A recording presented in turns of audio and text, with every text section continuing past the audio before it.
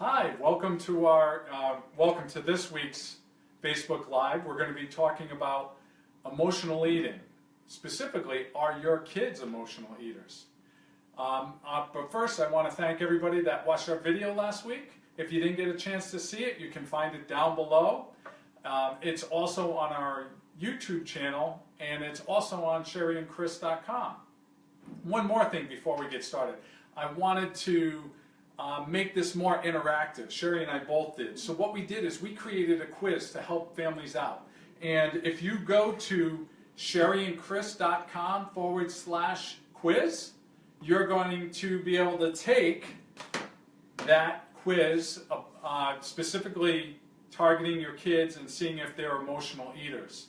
The other thing I wanted to also comment, let us know how we did today or things that you want to learn about. That'll help us with putting together our next live event.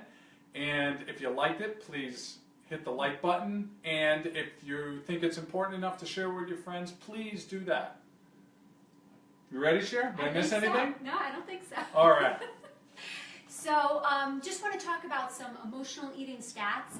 A recent study found that over 50% of elementary school children eat because of emotions. And it's not specifically for hunger. And they eat because of negative emotions, boredom, stress, sadness, but also for positive emotions like happiness and satisfaction. For example, when parents take their kids out to eat after a sporting event. Until the age of 3, I don't know if you knew this, but kids only eat when they're hungry. And that after that, it becomes a learned response to eat based on emotion. In one University of Nebraska study, they found that moms, when they're dealing with stress and anxiety, this can have a direct influence on a child's tendency to be an emotional eater, which is pretty interesting. Okay. All right, so one of the things that we want to point out are, what are the don'ts? What shouldn't you do as a parent so you don't have children influenced by what you're doing?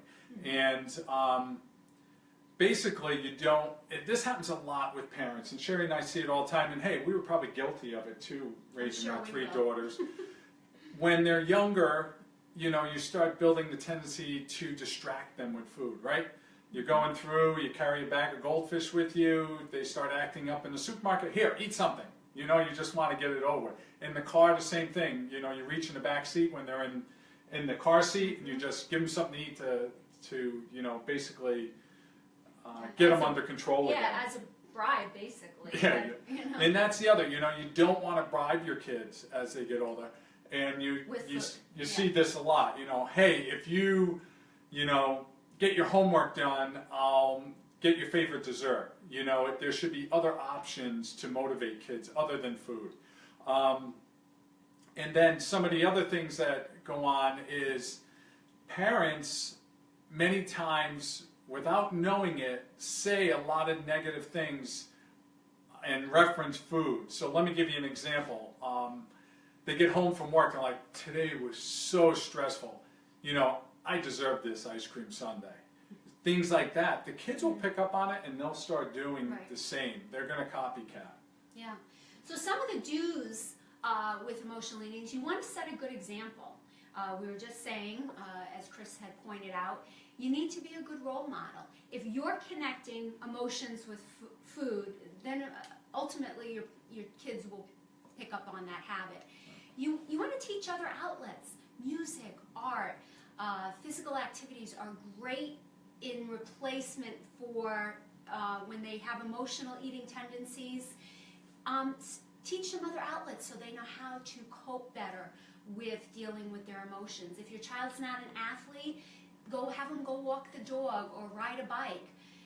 Call a friend. Those are all really great ways to help them with coping with everyday issues instead of reaching for food. One thing you can do right now is make sure the food in your house, if you find your child is an emotional eater, at least have them eating the right foods and reaching for foods that are going to give them nutrition. So instead of these foods, having them on hand, when your child has an emotional tendency to eat, have these foods on hand. You know, homemade trail mixes, fruit, cut it up, make sure it's available so that at the very least, they're connecting good food with emotions versus this kind of food that does not provide much nutrition. Yeah, because the junk food, you know, has addictive properties within it, so you should have it out of the house anyway. And when you, so really what we also want to mention is if you don't head this off at the pass right now, you know, if you don't take care of it now, they're going to become one of those statistics that we always talk about. You know, 90 to 95% of people fail at weight loss. So how do you stop that statistic? You take care of things early. You know, you don't have, you know, you help the kids work through these bad habits if they've started them, and also they've probably learned them from some of their parents, so they should also, you know, parents should also be working through this too. So I think that covers today's topic. Remember, go to sherryandchris.com/quiz.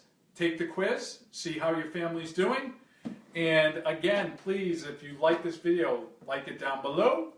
Like it down below. Share it with your friends if you find that it may help them. And please comment, give us some feedback on how you think we did, other topics you'd like us to cover.